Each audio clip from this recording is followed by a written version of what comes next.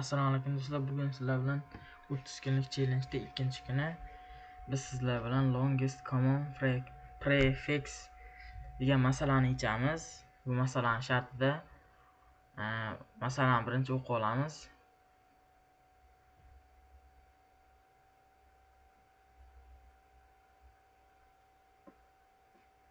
Bu masalada aytayaptiki, hamma so'zlar bir xil qaysi harf bilan boshlanayotganini topish kerak deyapti.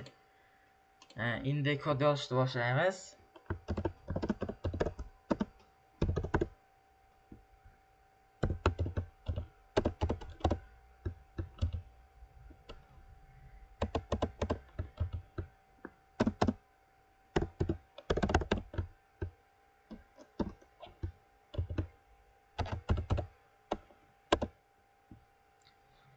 Birinchi so'zni namuna prefix deb olamiz.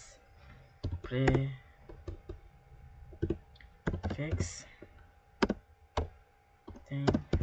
asterisk 0.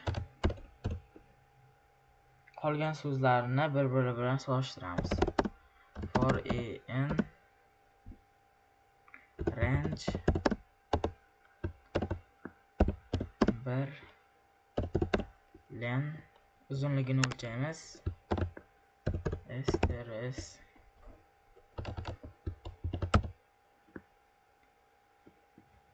toki hozirgi so'z prefix bilan boshlanmas ekan, prefixni oxiridan bitta harfni qirqib tashlaymiz.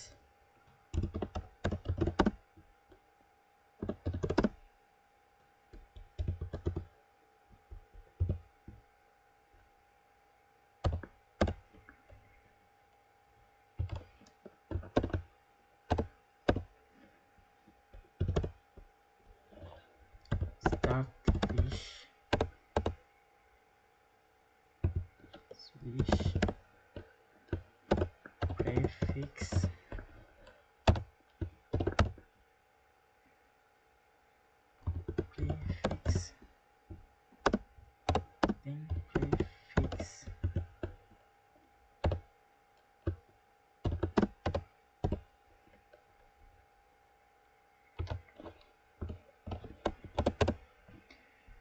agar prefix butunlay tugab qolsa, umumiy qismi yo'q demakdir. If not,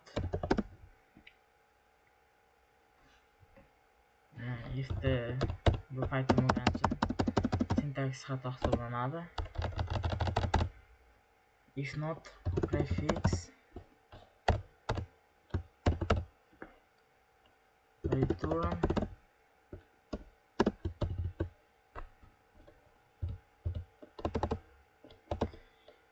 for tagidan yozamiz.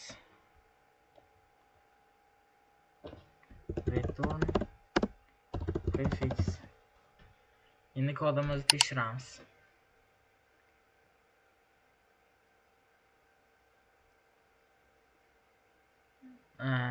Bizda 7-qatorda xato bo'libdi. Xo'sh,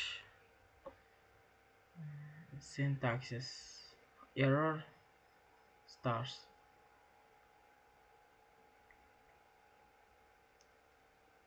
If not, bizda if dagi katta harf bilan yozilibdi. Bu ham xato hisoblanadi.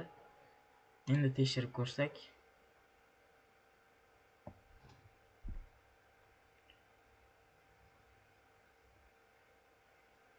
va bizda 13-qatorda ham yana xatolik chiqdi.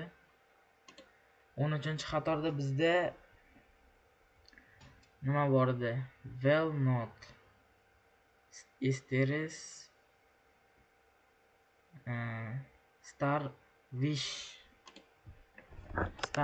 bo'lmayapti, star wiz bo'lishi kerak. Endi yana bir tekshirib ko'ramiz. Endi bu yerda bizda syntax xato bo'ldi. Starwish degan komanda yo'q, starwiz degan komanda bor edi. Xatomizni to'g'riladik, hammasi yaxshi. Videoga like bosib, obuna bo'lib qo'yishni unutmang.